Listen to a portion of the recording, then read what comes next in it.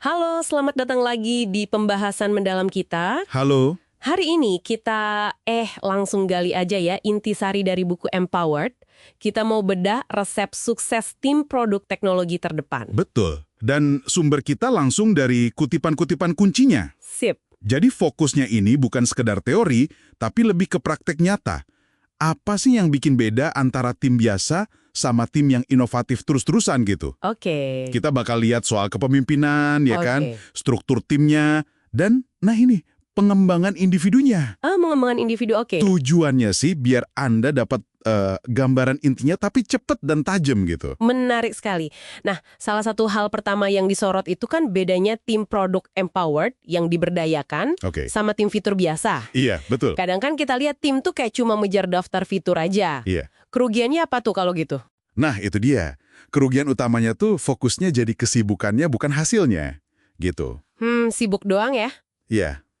Tim fitur kan dikasih daftar tugas, nih kerjain A, B, C. Fokusnya output, apa yang dikirim, selesai. Oke. Tapi kalau tim yang empowered, itu dikasihnya masalah. Masalah bisnis atau masalah pelanggan buat dipecahkan. Oh, jadi masalahnya ya bukan solusinya duluan. Benar. Mereka punya otonomi buat cari solusi terbaik. Dan diukurnya dari hasil atau outcome nyata, bukan cuma centang fitur. Jadi kalau hasilnya nggak tercapai ya tanggung jawab tim itu dong? Nah, persis. Kan mereka dikasih kebebasan. Jadi dinamikanya beda. Bukan cuma eksekusi perintah, tapi benar-benar punya rasa kepemilikan penuh. Wah, ini pergeseran mendasar banget ya.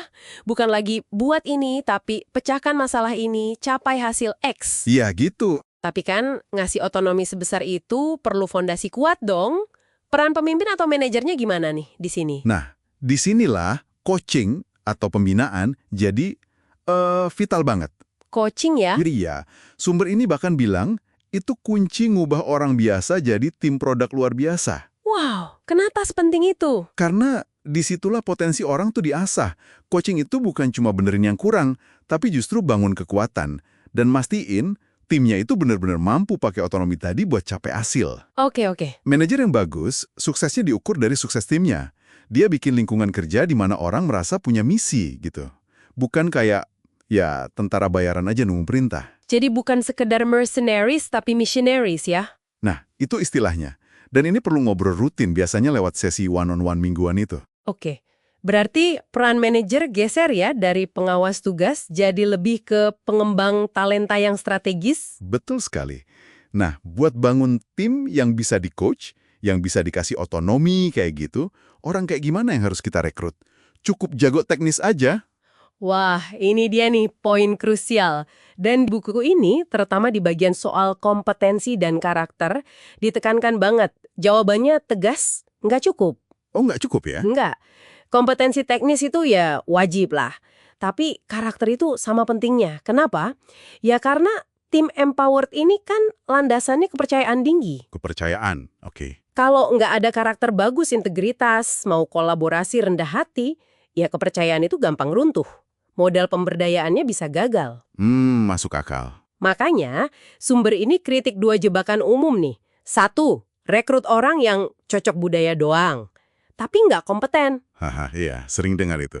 Atau kebalikannya, mentolerir orang nyebelin, brilliant jerk, gitu, cuma karena dianggap jenius banget. Dua-duanya ngerusak tim. Jadi standar gandanya ini kompeten dan berkarakter itu mutlak ya, bukan pilihan. Iya, harus. Manajer perekrutan punya tanggung jawab besar di sini. Jangan kompromi soal dua ini. Nggak gampang emang. Oke, jadi fondasinya orangnya dulu ya. Tapi tim hebat pun kan perlu arah yang jelas. Tepat. Buku ini bilang banyak perusahaan strateginya nggak jelas, cuma coba nyenengin semua pihak. Bener. Nah, strategi produk yang kuat itu kuncinya fokus. Fokus. Pilih beberapa masalah atau peluang aja yang paling penting. Terus, strategi itu lahir dari wawasan yang dalam. Wawasan. Maksudnya? Ya, data kuantitatif, terus pemahaman kualitatif pelanggan juga. Gabungan keduanya. Nah, wawasan ini terus diubah jadi aksi. Jadi tujuan yang jelas buat tim. Oke, fokus, wawasan, aksi. Terakhir, pengelolaan. Aktif mastiin tujuannya tercapai. Tanpa empat ini, fokus, wawasan, aksi, pengelolaan, ya usaha tim sehebat apapun bisa buyar, nggak ngefek. Kerangka yang jelas tuh. Fokus, wawasan, aksi, pengelolaan. Sip. Nah, kalau udah punya tim yang oke, pemimpin yang dukung, strategi yang fokus, gimana interaksi sehari-harinya biar muncul keajaiban itu? Keajaiban itu, istilah di bukunya ya, muncul pas kolaborasi intensif 3 peran kunci. Manajer produk, desainer produk, sama tech lead. 3 serangkai itu ya? Nah, tapi bukan sekedar rapat atau oper-operan dokumen loh ya. Bener-bener duduk bareng, ngoprek prototipe bareng, debat ide dari sudut pandang bisnis, user experience, sama teknisnya secara bersamaan. Langsung gitu. Wah, intensnya kedengerannya. Banget! Disitulah sering lahir solusi inovatif yang benar-benar valuable, usable, feasible, viable. 4 kriteria itu. Ini kerja tim beneran buat mecahin masalah secara utuh.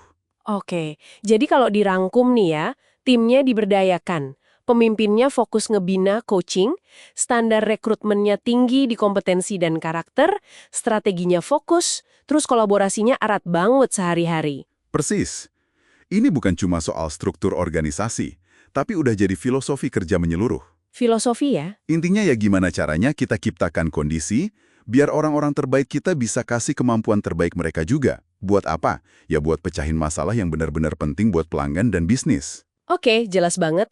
Nah, sebagai penutup nih, mungkin ada satu hal ya buat Anda pikirkan. Silakan. Kalau Anda mulai terapkan prinsip pemberdayaan sama pembinaan ini lebih dalam lagi, jadi lebih fokus ke mengapanya, siapanya, bukan cuma apanya, kira-kira perubahan signifikan apa ya yang mungkin terjadi di tim atau proyek Anda selanjutnya? Pertanyaan bagus untuk direnungkan itu.